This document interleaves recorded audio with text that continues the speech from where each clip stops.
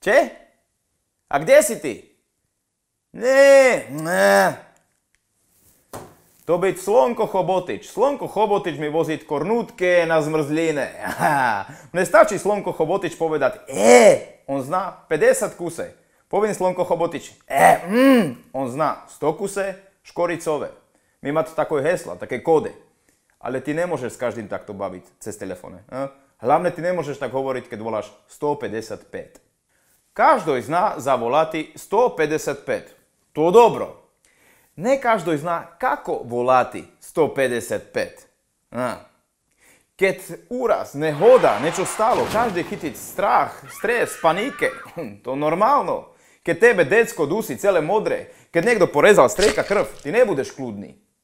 I ty nemôžeš nervozitoj dávať do linke 155, keď tebe operátor chce niečo opýtať. A ty v strese, čo toľko vypytuješ, pošli sa nitke, bum, položí. Operátor nikdy tebe nepýta, lebo on nudí, on sám, on cíti smutný, chce pokecať. Ne. Keď operátor linke 155 tebe niečo pýta, on potrebuje dostať základné informácie. Operátor jest mozog záchrannej akcie. No ty si jeho ruke i oči. Najlepšie, čo ty môžeš delať, zachovať kľud i počúvať, čo tebe operátor pýta, presno odpovedať i vykonávať, čo on tebe radí. I zbytočne nedávať jemu otázky, doplňovať. Ne, on bude tebe dávať otázky. Kde sa stalo? Što sa stalo? Kedy stalo? I komu stalo? Prečo kde ako prvoj? Predstav sebe, ty budeš volať 155 i v polke hovoru tebe vybije mobil, alebo ty odpadneš. Oni už mať tvoja adresa, oni znát, kde teba záchranná služba nájde. Ty nikdaj nezabudni, keď operátor 155 nemôže dostať plnohodnotné informácie, on to bere tak, že na druhej strane telefóna stalo sa najhoršie, čo sa mohlo stať. I tako je pristupuje.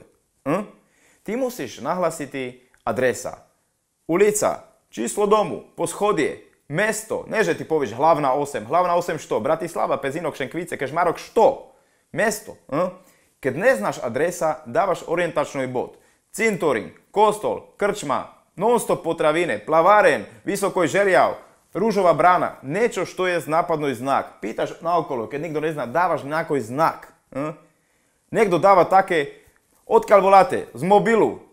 Odkiaľ voláte? No z obývačky. Ale odkiaľ z obývačky? No z domu. A kde je váš dom? No tam, jak Milan má chatu. To není navigácia. Što sa stalo? Jeho bude zaujímať úraz, nehoda, bitka, prepadnutie, zhoršené zdravotného stavu. Zaujíma prepájať hneď hasičov, policajtov. To všetko on môže delať. I bude delať, keď uzná za vhodné. Jeho zaujíma dýchanie, vedomie, krvný obeh. Ty nič to nemusíš delať, len počúvať. I delať, čo on tebe hovorí, i ty budeš vykonávať. Operátor je schopný navigovať cez telefón maloj decko, urobiť KPR rodičovi. Tak on školený. Nič to počúvať i vykonávať.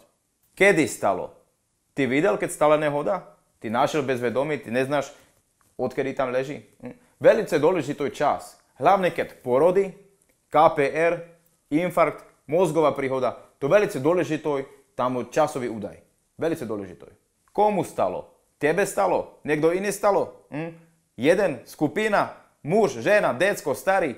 Znáš meno? Neznámy? Komu stalo? Ty nikdaj nezabudni.